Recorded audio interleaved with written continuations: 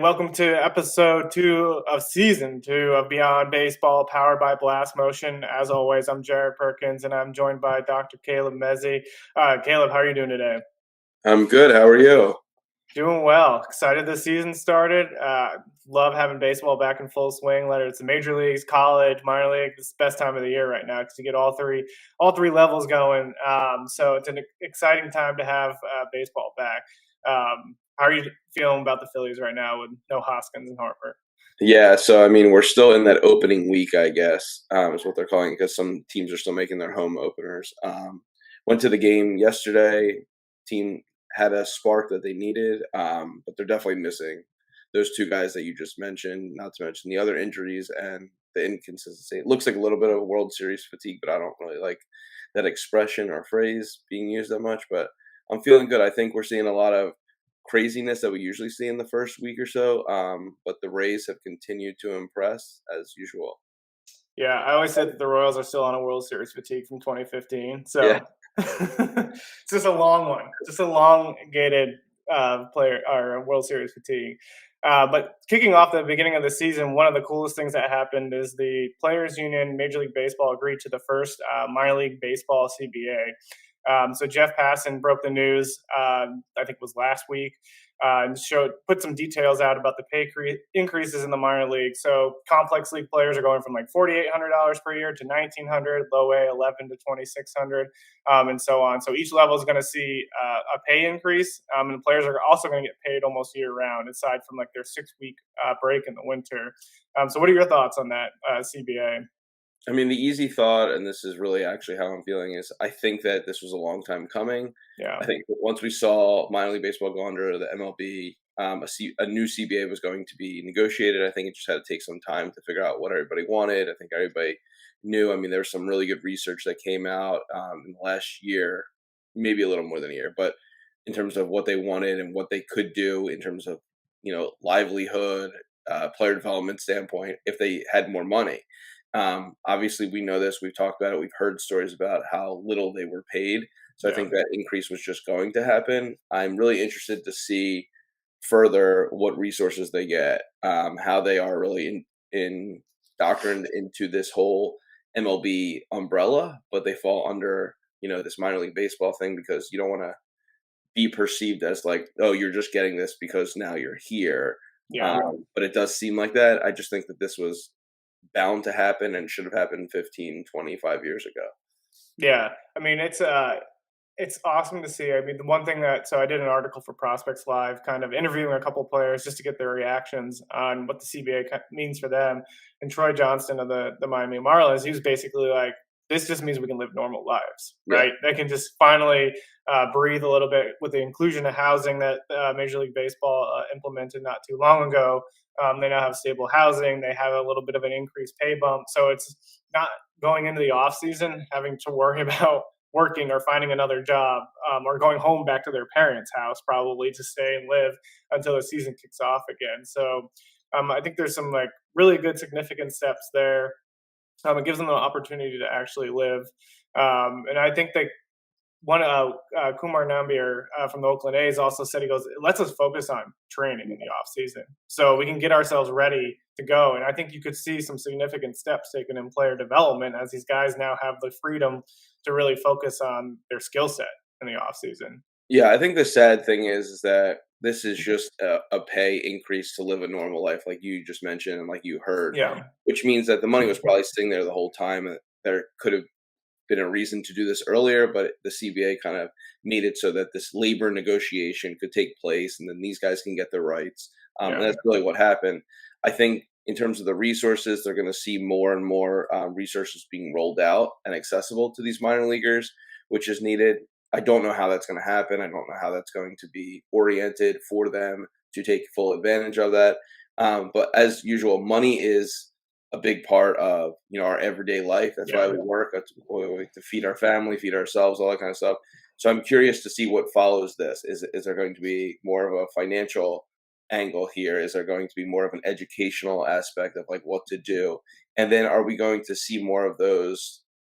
I don't want to say poverty-stricken minor leaguers rise through the ranks because they were given this opportunity versus the bonus babies and the Hmm. $1 million bonuses that we would always see, just kind of get fast tracked to the major leagues. I think the education portion that you touch on is important to kind of hit on because like money's great, but how are you also setting these guys up for after the career? Like that's what we talk about with a lot of guys who've retired and trying to figure out what they're going to do next. So good first step paying them, but are you providing them the resources in order to like when baseball ends, are this is still an outlet for them to go to?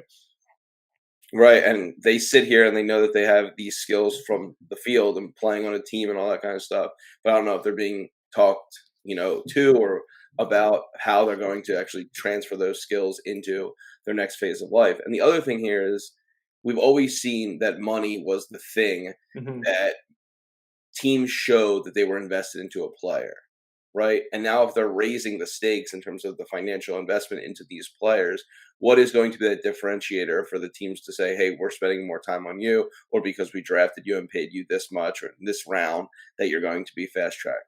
At the same time that we're seeing this change in the CBA, we've also been able to see the change in the draft, right? Hmm. Uh, what I say, maybe it's not an official change, but the change in concentrated to college players. Why is that? I mean, my personal opinion is that they're concentrating on guys who are already a little more developed, Yeah. and they're using college to. I mean, you know this too, but using college to actually like develop these players so that they come here and they could make it an immediate impact or a quicker impact, I should say. So I think like those two things of being college educated, getting a higher pay at each level is going to only help the farm systems grow and get this talent to the majors. Yeah, I mean that kind of segues too into our interview that we're going to have today with Anderson Miller, who was recently actually, unfortunately, released by the Los Angeles Dodgers, but career minor leaguer, basically drafted by the Kansas City Royals, went out and played independent ball, and he dives into his stories how he was working at Costco early in the morning, then trying to train, then going to the field, but then he was also finishing his degree at the same time from his university. I think he's at Western Kentucky, but I mean, it's kind of a humbling story to just hear what he had to do just to chase his dream, right? Just to get that second opportunity after being released by the Royals to try to make it with another team. There's some things that stood out in that interview for you.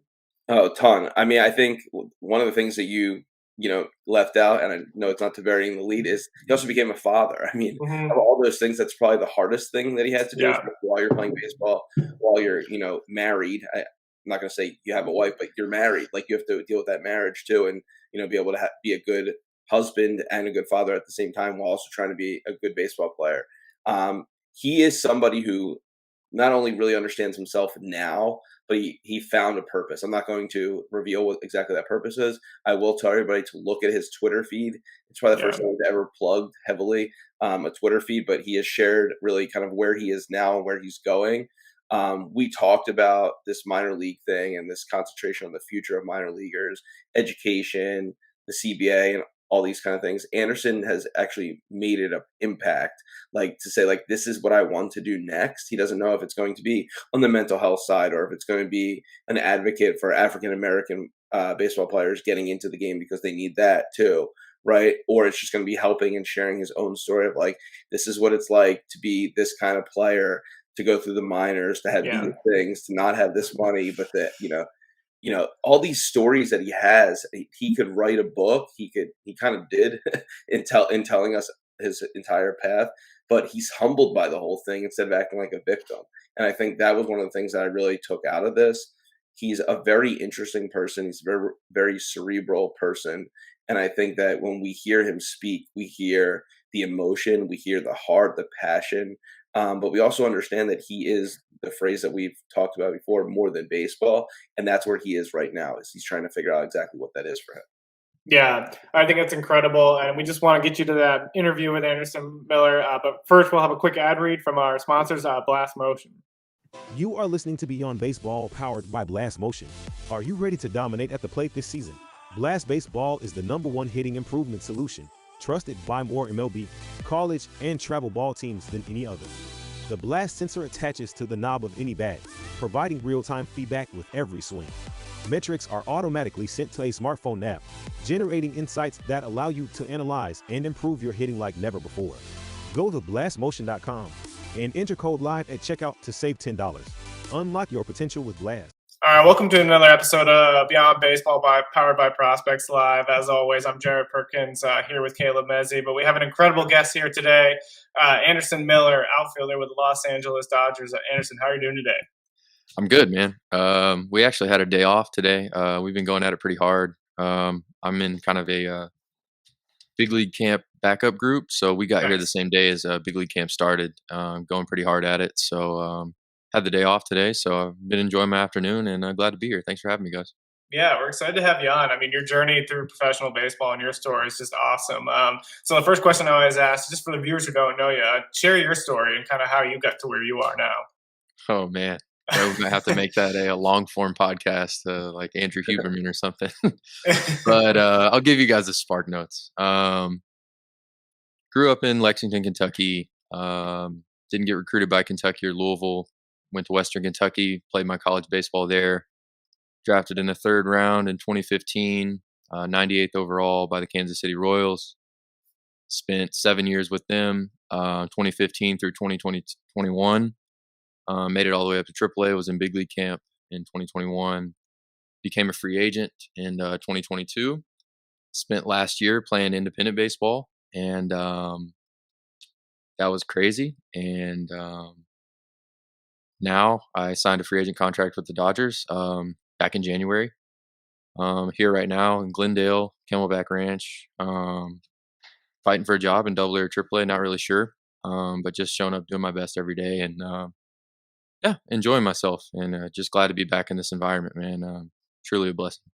Yeah, I talk about that transition to being released and having to go to independent ball. Just because we talk a lot about how players are trying to find ways to separate themselves from the game. And for you, like when you had to make that transition to independent ball, what was that like for you? And kind of what kept you and motivated you to keep going? Well, it's funny, man, because you say release, but if you look at my minor league transaction page, never really got released. I elected free agency.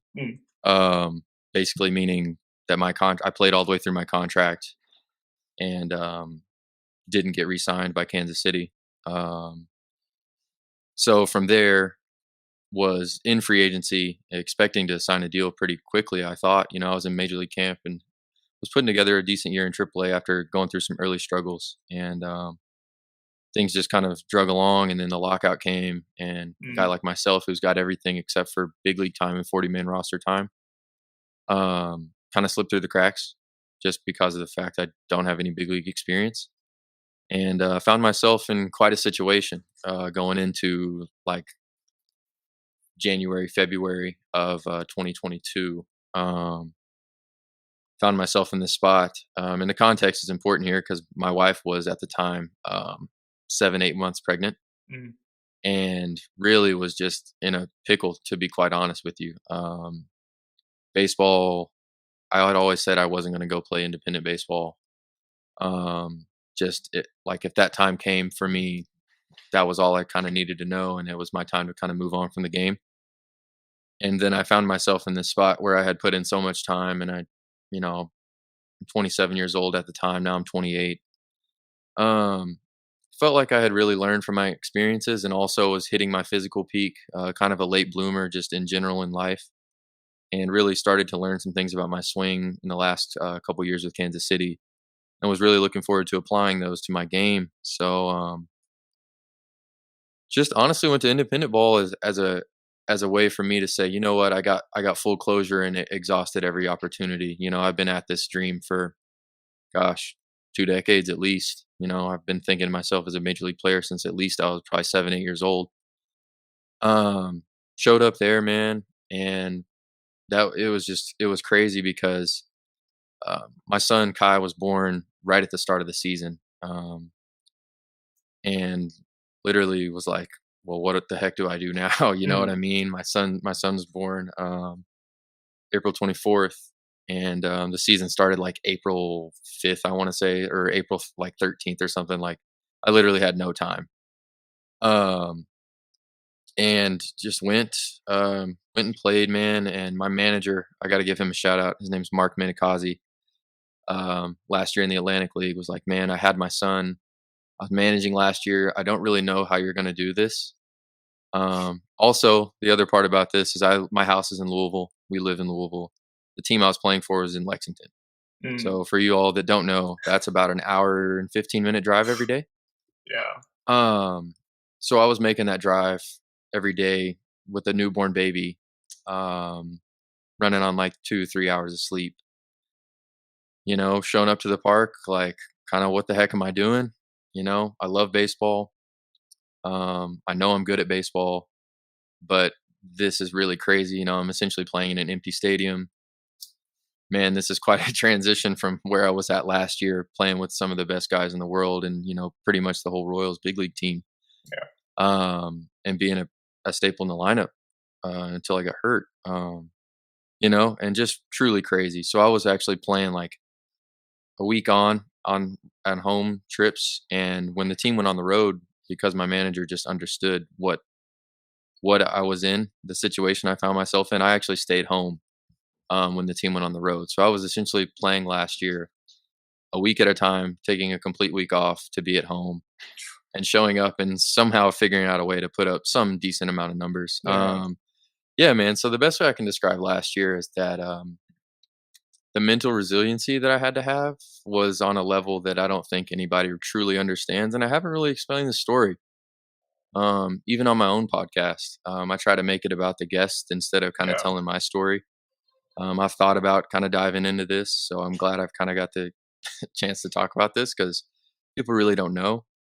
But man, truly a crazy time, and I just showed up there for closure to know that, what, if this is the end of the road, I'll have peace knowing I exhausted every single opportunity and I didn't sell myself short, and really just kind of did everything I could, and also in the meantime was trying to be there for my son and my wife, Yeah. and trying to do the best thing for what I stand for and values, and I value my family over everything.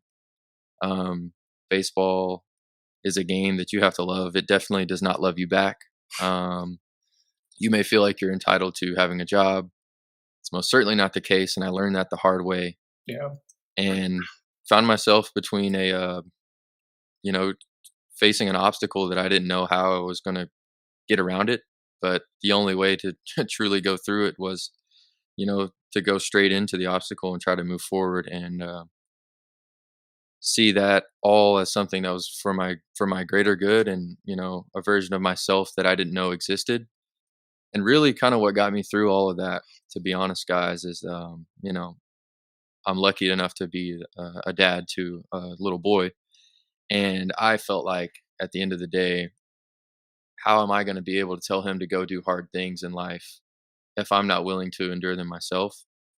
And if I would have just kind of walked away from that opportunity to kind of test who I really was. I've been through quite a bit of adversity in my career, but nothing compared to this, truly nothing. Labrum surgery, injuries, hamate surgeries, whatever, knick-knack injuries, nothing like this. This is real life, right? I'm literally taking care of a small human, Yeah. and also trying to figure out, what am I doing with my own self? What am I actually about? And really, man, it just became something that was bigger than me, and it propelled me at times where I'm driving, 3 hours, 2 hours a day on 2, 3 hours of sleep, playing a game in an empty stadium, just like because I knew it was bigger than just myself. So that's what got me through it. And then, you know, towards the end of the year, I was last fall. So just to give everybody kind of a timestamp update of where all this is taking place, around early September, school was about to start up, and I still had Western Kentucky was about to start school, and I needed to go get my degree because I didn't think baseball was coming back after this, right? Like, who in their right mind would think that they're going to show up to indie ball, play basically half the games, and somehow find a job back in affiliated ball? Like, Yeah. I knew better than that.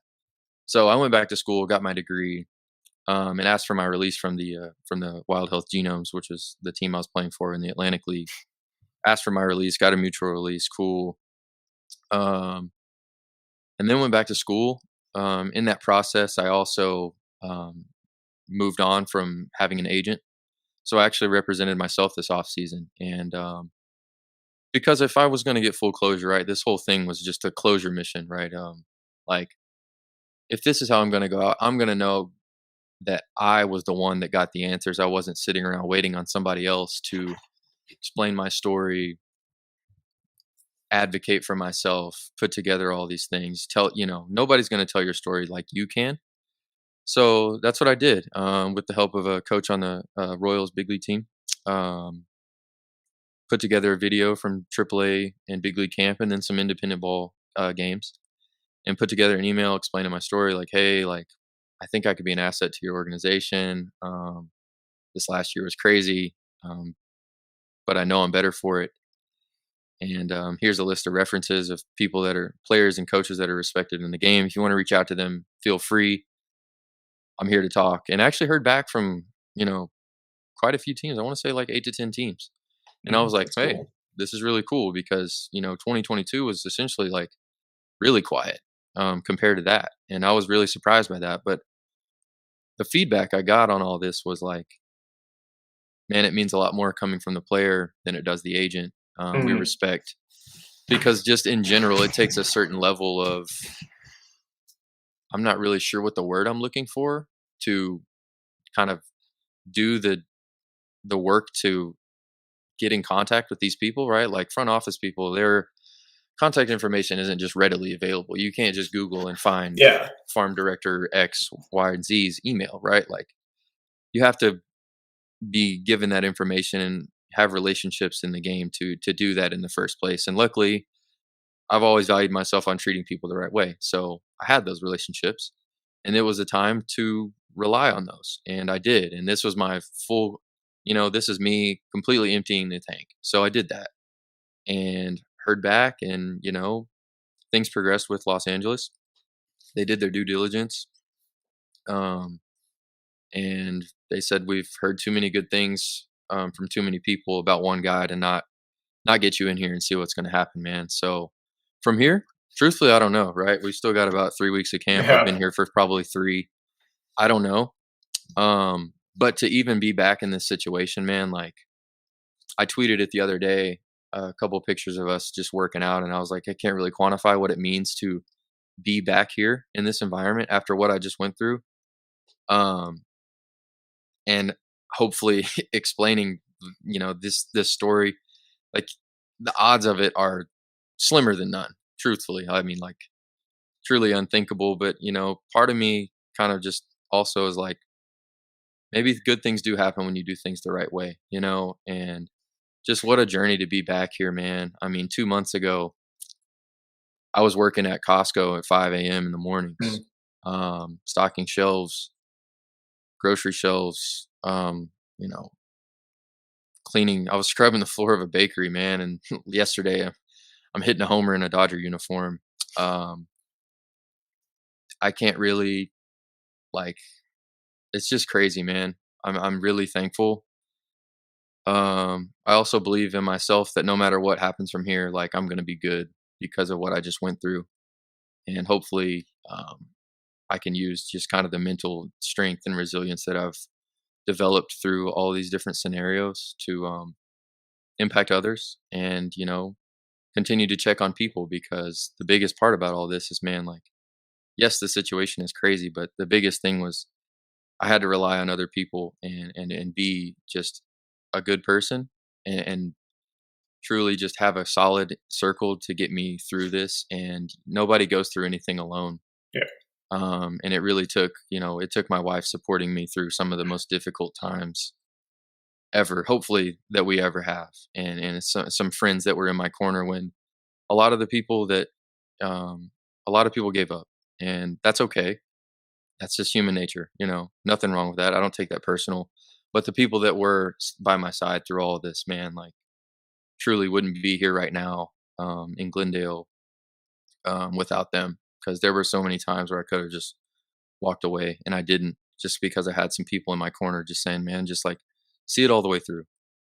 And just really thankful for where I'm at right now. Yeah. Yeah, I mean, your story is incredible. I want to toss it over to Caleb here in a second for a question, but one thing I want to touch on too is this is kind of why we launched this podcast, right? For these types of stories, because when that whole entire debate was going on during the lockout, like no one was realizing what was happening to guys like you, like the people who have families and kids and all these things that they have to think about outside of the game. Like no one was really focused on what the impact was on the actual individual human being. So I think Hmm. that's one thing that I really took away from your story. That's huge. And the second thing is it's awesome to hear how much you relied on relationships and how much you cared about building relationships with people, and you weren't afraid to go to them when you needed that help. And I think that's awesome. But I'll toss it over to Caleb. I know you probably have a few questions. Yeah, I mean, Anderson, thank you for sharing all of that. Yeah.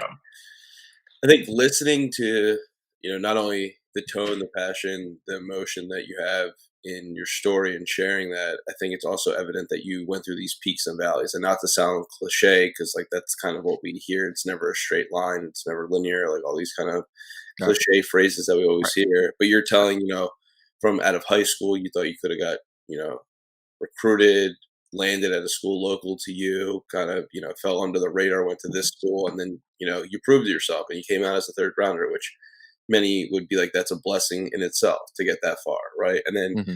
you go to an organization, you work your way all the way up to AAA, and then the downward, starts to happen. And obviously during the COVID era, if we want to call it that, everybody's had their own peaks and valleys, but I think you looked inward at yourself a lot. So one of the things I want to ask you, and I'm cutting off my uh, recall of your story there on purpose, and I'll tell Hmm. you why.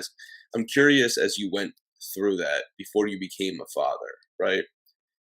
What did you, or how would you say you identified? Because it sounded like from when you were 8 years old, you thought you were a baseball player. So curious. I know I could tell from your story and from me being a father myself that once you became a father, that's how you identified, number one.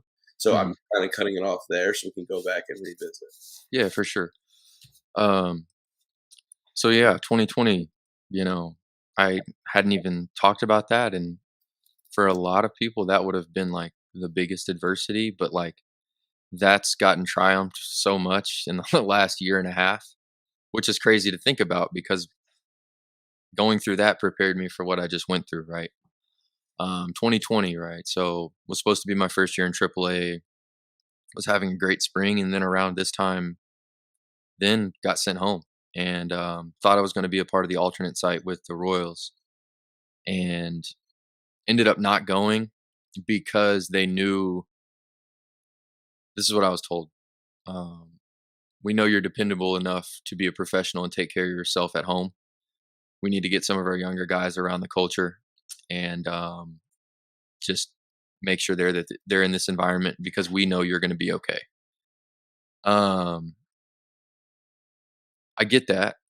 That also really hurt. You know what I mean? So there I was in a place where it's like, man, what do I do now? Um, no baseball, and I've lost baseball before. You know, I tore my labrum in freshman year of college and came back from that. So that was like my first true, like, I guess, exposure to kind of losing the identity of a baseball player. Um, this time around, felt a little different because I felt like I was really on the track of doing something good, and then it was just gone. So in that process, honestly, 2020, man, like really looked inward. Like, I can't control what's just happened here. How do I? What do I want to look back on this and make this look like? Do I come out of this the best version of myself, or do I blame my circumstances for not getting to my true um self-actualization, I guess, is the best thing I'll say. Like when I say that I'm envisioning the best version of me, right? I can't necessarily control what happens from here, but I can try to show up and be my consistent best version of myself. Um so 2020 kind of led me into that, and then, I go through 2021 and it's kind of it's a big ego boost for me. Um stayed ready in 2020 and ended up we played a month in Kauffman Stadium and turned that into a major league spring training invite, which I'm not really sure how that happened, but I was prepared for the opportunity, right, and made the most of it. Um, so not really a coincidence, I guess. But I go into 2021 Major League Camp, AAA. I'm feeling really good about myself. Like I'm thinking, okay, from here, like I'm going to sign a contract. All this minor league grinding is actually going to be worth it. I'm finally going to be able to financially provide for my family, and at a time where I need it. Right, my wife is now pregnant, and it was gone, nowhere to be found. Right. And now I'm in a pretty bad spot here, from an identity standpoint, like totally lost, really struggling to be excited about, um, my son coming into the world, truthfully, because like it's not going how I expected it to go, and really wrestled with that. And my wife is a master's in psych, and she's a great communicator, and she just recommended, and we had done it before, but she just recommended like maybe you should just try to get into therapy a little bit and just show up consistently. So I did that. I made a commitment to that probably, let's see, probably the start of like I want to say like December 2021 ish. Just made a commitment to show up for myself and didn't want to go the sports route. Wanted to show up to somebody that has no knowledge of sports. And luckily, the first person I met with and connected with, we really hit it off. And I just kind of fully dove into acceptance and commitment therapy, which is really changed my life. And I actually can't see her right now because I'm not in her jurisdiction because of being in Arizona, and Yeah.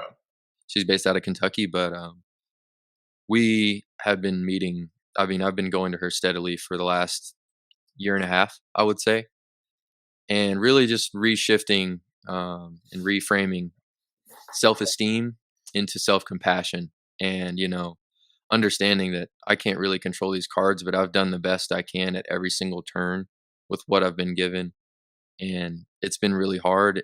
And regardless of how it shakes out, like you know being able to kind of replace that self-esteem, which is the best way I can describe it, that friend, that those people that are around when everything's going really really well, but when it's not going well, they're nowhere to be found, or they make you feel really small. And that was the self-talk that I was dealing with. Once this was gone, it's like, man, you're a failure. Like you thought you had all this, and you're really not. You're really not anything. You're not. Like, how are you going to be a good father? You all these just really just bad thoughts. Depression, anxiety came with this as well. And yeah, man, I just made a commitment to doing therapy and doing the work, and it started to kind of show up in a big way. And now I'm lucky enough to be able to be in a place where I can apply it to how I view baseball now. And I'm so thankful that um, my son is here. He's completely reshifted how and reshaped how I view life. And honestly, losing baseball has given it less weight and less power over me. And everybody says baseball is not what I do, or Yeah. baseball's not who Not I who you am. It's what I are. do, right? Yeah. And it's like, yeah, that's great you're saying that, but you're also like a big leaguer and a first rounder that's paid and you're good. It's not easy to say that when it's not there. I would be very hard pressed to find guys that say that when they don't actually have it. I You think know, that becoming a parent shifts your perspective that really changed to it. what matter. It's almost like if you're driving and you have your side mirrors and your rear view mirror. That's where baseball now falls in, where it used to be your windshield. Yeah, And looking at it like that. I want to ask you two kind of follow ups to that. sure. And it might be off base in just terms of, again, recalling your journey, but you're working at Costco, you're cleaning floors of a bakery, you're in school, your kid is born, and you're doing therapy all at the same time when you're not playing baseball. Yeah. So here, I'll walk you through my days for the last, until I got here, the last 4 months or so. So Alarm goes you were off. doing all of that at the same time in playing Uh, baseball. I finished school. School was going on at the same time for about a month or so. Um, and then I put in my 2 weeks once I figured out I signed my contract and started getting more prepared for baseball. Here, I'll just walk you through my days. Alarm would go off at about 3:30. Wake up, um, eat breakfast, try to clean up the kitchen a little bit. So when my wife and son woke up, they didn't have a whole bunch of work to do, so that breakfast time was a little smoother. I'd clock in at Costco at 5, work there. You get a 15-minute break. Clock out at 10. I would come home from Costco, about a 10-minute drive. Make a second breakfast or whatever. Go work out. do baseball stuff, come home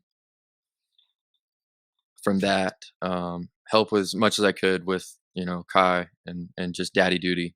Um, and then I would do my school classes weren't mandatory, like attendance wasn't mandatory, but would probably block out at 2 hours or so of that. So that would take me probably up until like 3 or so.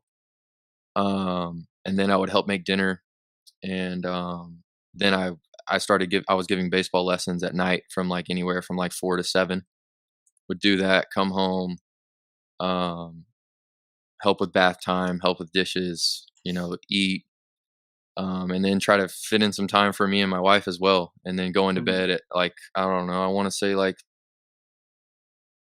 9 or 10, like 10 probably, getting like 5 hours of sleep and just continuing to do that 6 days a week. Yeah, man. And looking back on it, it's crazy. But like I was just in this mode where like, man, this is just what I have to do. And That's all it is when it's you're a just parent. it's just gonna take what it takes to get through this. This isn't gonna last forever, right? I'm about to finish my degree. I've got a great network of people, and I know I have the skills to kind of transition into something after this. I don't know if baseball is completely gone. There's a chance it's coming back, but I can't rely on that, and I need to make money in the meantime. So yeah, man, I just did what I did, and So my second follow up to that was when you're in therapy, they talk to you about acceptance, right? And they mention the phrase radical acceptance. is that just when you say that? Is that just like completely, fully accepting where you are? Yeah, I mean 100%. I mean the Yeah. analogies they always use it for people who are in jail, right? Like you're someone put in jail, you're stuck behind bars. Like you have Hmm. to at some point accept that you're there, Yeah. right? And that you're going to, whether you're right, wrong, shouldn't be there, whatever. But at one point, it sounds like you're accepting the limbo that you're currently in, knowing that you said it's temporary, it's not, permanent. You'll get out of this, and that allows you to kind of embrace who you are as a person, right? Correct. Once you accept that, so it sounds like that, and I give you kudos for not only going to therapy but finding a good therapist, because a lot of times we go to therapy and it's venting instead of like how do we take strategies and stuff. One of the things I was going to just throw in there is I don't know if the person you dealt with and talked to was able to give you like a workbook to kind of continue to do that work without them. But there are definitely workbooks out there that can do this stuff if you're out of their jurisdiction and you still kind of need that stuff to go back to. I have it. Let me go find it. It's in my backpack I have it because too. other Actually. people need to It's see behind this me too. on this side. Love that.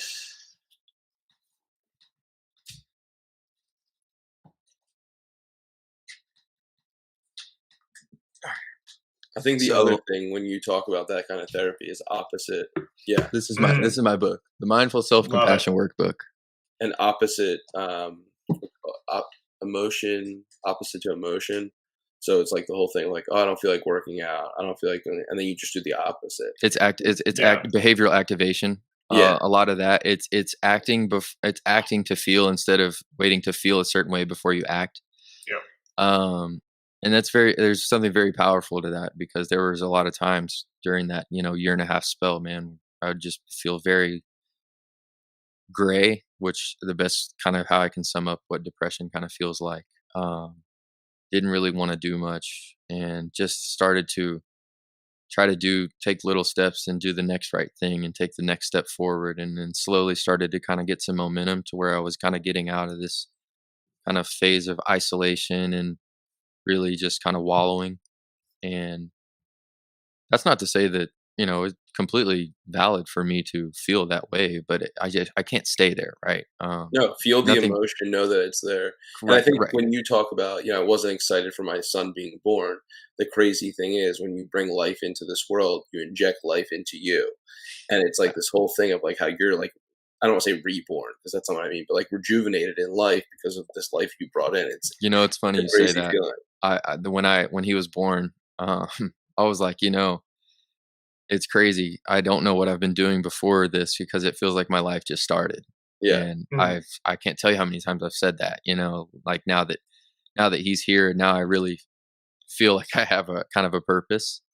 Obviously there's there's other things that I kind of align with and values, but like that really, really reshifted just everything about kind of what I've been through.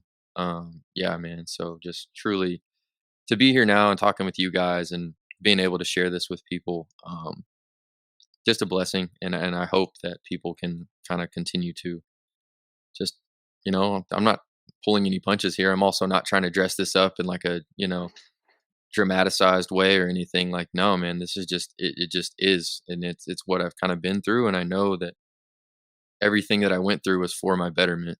And I'm just thankful. Yeah, I mean, your story is incredible, and it's just the openness that you have. We really appreciate that. The one thing I would wanted to touch on too is like you mentioned, like baseball's a game that's a failure, and you're going to be kicked down more than you are like stood up a lot of the times. And then if you're wrapped up your identity in the game, it's really hard to find ways to separate that completely, right? And you talked about that a bit on your journey. So, like, what would you say is like the one piece of advice like that you have? This is always the kind of last question that we usually wrap up with. Is what's that one piece of advice someone who might be going through some of the same struggles that you are, coming on the same journey that you're on? What would that one piece of advice be for them? Well, first of all, I hope nobody has to walk the same journey. Hmm. Um, a couple of things that I would say, just where I am now versus where I was. I'm much less concerned with the results Hmm. and much more concerned with my system of how I attack a day, right? For me, like there's some non-negotiables in there. Um, I have been really getting in the habit of writing daily, and there's no prompt, there's no time limit, there's nothing I'm supposed to talk about. It's just me checking in with myself and doing that, and then also figuring out what are the things that I need to do today, especially in the baseball world, to be successful. And there's a system of things, there's prep work that I do that I know is going to put me in the best place to have success. Am I going to have success? I have no control over that, right? There's no guarantee of that. I don't know who I'm facing, whatever, but I know that those things are kind of going to put me in the best place. But really, man, I've just been trying to be fully present. Whenever I'm doing things, like I'm here with you guys, like I'm here, Hmm. right? And Yeah. then that's how I was able to really break up all of this, just the crazy schedule was I was just trying to make myself fully available to what I was in at the moment. And it's something to start it's something that's hard to do when you're getting started, but as you start to get in that process, and I didn't have time to be like carrying being, parenting with me at baseball or carrying an indie ball game with me to being a parent, right? Like, Yeah, Yeah. nah, you man, I don't have couldn't time for ruminate. that. I don't have time for that. So what I would do was I would keep a notebook with me in my car, and when I showed up when I pulled up in the parking lot in Lexington, I would write some intentions for that day, right? So just be like, man, may I trust myself as I am, may I accept myself as I am, and just be present here. And I would go through, a crazy game, whatever. Spend the time going back home to Louisville, middle of the night. Pull up to the house, turn my car light on. Right, I'm proud of you for showing up today. Today's over now. Go be a dad or whatever. Hmm. Right, and I was able to really just like doing that was able to help me just fully set my intentions of where I wanted to put my focus and kind of doing those things, man. And it sounds kind of overly simple, but really just like I try to write when I wake up or before I go to bed. And since being able to do that, like my emotional regulation has been so much more steady. I'm able to really put a finger on how I'm feeling or why I'm feeling a certain way. And now I have the practices to kind of navigate through those and be able to acknowledge how I feel, but not let that completely hinder how I'm going to go through my day. It gives me a way to accept this is how I'm feeling right now, and I put my finger on it. Now, what do I need to do to move forward and kind of go through this day in a way that's going to allow me to show up and be my best self? So yeah, I would say those two. Figuring out some sort of system or the things that you do daily that help Yeah. you be your best self. Do you feel good after you go on walks? Like for me, it's writing. I try to go on a walk Right now, I'm having to FaceTime my son as much as I can. Just things like that. Music, all these different things that just make you feel good, and embracing those and trying to make sure that you're doing that more than the things that make you not feel great about yourself. There were a lot of times, especially during that period, where like I needed to fully be off social media. I don't need to see my friends playing baseball because I feel like I should be there. Mhm. Why would I continually expose myself to that if it's just making me feel really, really bad about myself? Right.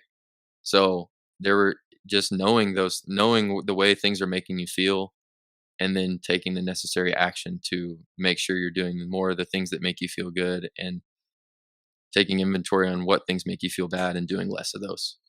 Yeah, I think the one thing that really stuck out to me there too, you talked about like the action items that you did help you kind of get through and separate. The one thing I like that you did is that you wrote freely, right? If we start with doing a thing where like we have to write 3 things of gratitude today, then all of a sudden it starts feeling like a chore, right? Where if you write freely, it's like what's coming to my head, what am I feeling, what am I thinking, and it becomes more of like I want to do this, I like writing, I enjoy this, instead of being more of like a to do list that you have to check off on a For box. sure. For sure. For sure. And that's the thing. Like it can almost become performative, Hmm. and then it's not authentic, right? I've heard something like stopping before you feel like you get to the end. Yeah. But yeah, I mean, just going into it with completely, because every day, every moment is going to be completely new experience, and it deserves your full attention. And just kind of embracing that mindset.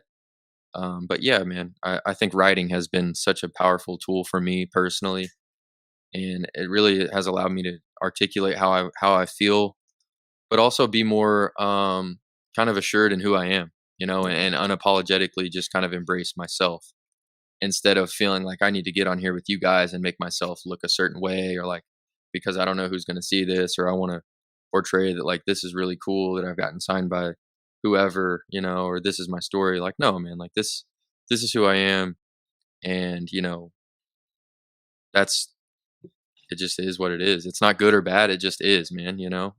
Where we meet people is not where they've always been. But also, I think the bigger thing from our conversation is to realize that um, the things we experience in life, the good, bad, and the ugly, everybody's going through those in some sort of different way, and you don't know what necessarily they may be going through at that moment. And there's a lot of power in just connecting with people, and asking, how are they, and fully being present, and not just asking, hey, how are you, and then not listening to their answer, right? Because that may be you may be the person to cry for help that somebody needs. And can't tell you how much it means for when I had people say, just checking in, hey man, how's being a dad going? And like those, it's such a small gesture, but like you remember those things when you're really in the thick of it. Those people that are your darkest hour friends. I know there's a guy on Twitter, his name's Sahil Bloom, who talks about that. And when you go through your darkest hours, man, it does two things. It shows you who's there for their own good and who really cares about you. And once you figure out who those people are that really care about you, invest, double down on those people. Those are the people that you want in your life, that are going to be by your side when things are really tough. And you're also going to know that they're there for you regardless of what your status is in the world. And that's been my biggest takeaway from all of this. And I'm, like I said, I started this with, I couldn't have got through all this without the people that were in my corner. And I'm just so thankful that I didn't have to go through all of this alone, because I don't think I would have made it. I don't. It was just really hard. Yeah, I mean, I was just say one more thing before I see if Caleb has one more question, but this is kind of why we decided to do this, right? Because we wanted to focus on the human beings. Like you talked about it, you embrace your full authentic self, and that's what we want to bring out in this podcast. Is like who these human beings and individuals are, and their full authentic self. And I think that's just like, I mean, this interview has been so incredible, and this is kind of a reminder to us of like why we're really trying to do this and really trying to pull out these stories, because there's so much more to the human beings behind the numbers and the performances on the field that I think fans will enjoy and maybe have a different perspective when they start making comments about players' performances or things like that. Yeah, For for sure. sure. I mean, just to kind of add to that. I think, we as fans, we as people either at a game or watching at home, we have no idea what these players are going through, right? So to get a glimpse like we were able to hear from you and your story, there's so many different stories. You mentioned you don't want anybody to ever go through your journey, right? But nobody ever goes through the same journey. It's physically impossible to go through the same exact thing. So I think looking at that from the perspective of nobody's going through the same journey, but everybody's going through life. And that's what this is. And one of the things that I look at because of the research I've done, but then also these conversations that we've been fortunate enough to have is I look at the person and I think to myself, what do they really enjoy? What are they interested in? And then I look at like their skill level. I'm like, what are they skilled in? Right. And because you like writing and because maybe you didn't do it with a specific prompt or, as you said, performative, you're just doing it to let it flow. You are starting to build up this interest for yourself. Right. And no matter, even if you were, the best baseball player ever on the Royals or the Dodgers, it doesn't even matter. You are going to be a former player longer than you would be an active one. Like 100%. that's just the truth. And there's no denying that because it is the truth. And when we talk about facts, that what that tells us is this will eventually end. It's not going to end when we say it's going to end. That's not always the luxury. We're not all Buster Posey, as I always say on this podcast, right? Thanks. But there's going to be something for us, right? I think you are very fortunate. You could say there's a lot of unfortunate that happened in your story. Very fortunate to become a father at a younger age, right? Some of these guys become fathers and they're like 45 and it's like, man, you're going to be 90 when your kid is, you know what I mean? Yeah. So like, that's a very fortunate thing. And then you're still learning about yourself. I think that you continue to learn about yourself. That's what keeps you alive and that's what keeps you going. And you mentioned Sahil Bloom. I think you would, echo that as well, because the day you stop learning, this day you stop learning about yourself and learning period is really the day you die. Yeah. And you're not going that way. So I think for you, you have a lot to look forward to in the next part of your life, whether baseball ends tomorrow or it ends in 4 or 5 years. Like, I think that's the beauty of the game of life. 100%, man. And, this is where I kind of have found myself. And this is kind of where like my resting place is for how I view myself and what I want to do. I've been blessed with incredible talents and abilities to still be playing this game and be playing 9 years of professional baseball, right? Like, truly incredible. I've already probably outkicked my coverage and beat the odds of where I started and where I am now. And I always say that's just because I'm a tryhard. But because I'm a tryhard, man, it's led me to my true purpose. And I think that's people and connecting with people and realizing that what we're doing is always going to be changing. And this is kind of like my thing. But the way we impact people along the way is what stands the test of time. And I know that based off my past with baseball, and I started to really gain some knowledge in diversity, equity, inclusion, and making sure people feel that they are welcome to be their full, authentic self wherever they are, and that is completely okay, whoever you may be. Like, that's what I want to do after baseball. And, you said tomorrow could be my last day. It truly could. Like, every day that I'm showing up here to spring training, I have that in mind. And it's been so enjoyable. I can't really explain how enjoyable it's been because I know whenever this does come to an end, man, the fact that I made it this far and have done it the right way, there's no, oh man, I wish I would have done it. I have no regrets for how it's all gone because of the people that I've met along the way and that it's led me to my true purpose, which I feel like is impacting people. And that's really what I'm excited about, because I know baseball is just a means for me to connect and continue to have a bigger network and just make a bigger impact.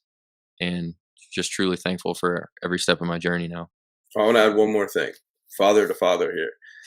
If it's people, you created one, right? And like, Yeah. you have to understand that no matter what happens, whether you get released, traded, retire, anything that happens, that person that you go home to does not give a shit. 100%. They give a shit, but they don't really give a shit. And when I say that, that's because your identity is a dad to them. And that's actually like, sometimes you're like, oh, I wish they knew what I went through. I wish they understood what I did to get through this door today. Yeah. But, like, it doesn't really matter. You'll It tell them doesn't matter, man. when they're older and they still won't care. Right. It won't matter, and regardless, whatever, man, my job is to love him and support him in whatever he wants to do, and That's that's people. that's the job for people, right? You know, as long as they're not harming other people, I guess. To just fully welcome somebody to go after what they find passion in and what they think is cool, regardless Yeah, of sure. if it's the norm or not. And yeah, man, I really appreciate this interview and glad you guys took the time to kind of hear out my story and have this conversation. Yeah, Anderson. I mean, we can't thank you enough for joining us. This interview's been just absolutely incredible, and we're pulling for you this spring training. We'll be watching, For sure. and Thanks, man. yeah, and we can't thank you enough. And we're just wishing you the best of luck in everything, life, baseball, all of it. Yeah, for Stay sure. in touch with us, man. I know Yeah. we could probably talk for a few hours. Yeah, I feel like we could really keep this thing rolling. I feel like we just kind of scratched the surface, but Might have an episode too. yeah, man. Hey, I could have you guys on my podcast, and Would love it. we can make it a 2-part whatever, man. I'm open to anything. Yeah, so man, I really appreciate you guys, and you know, I know that I'm here right now in this purpose for a reason, and that the Dodgers brought me in to impact the people around me as well as obviously take care of business on the field. But you know, I know that's where I truly add value because I feel like the people around me are better when I'm around than if I'm not. And I think that's what kept me around this long. And yeah, man, just truly thankful for your all's time and to have this conversation. Yeah, Thank you, man. thank you. Love it. Yep. That's definitely going beyond baseball.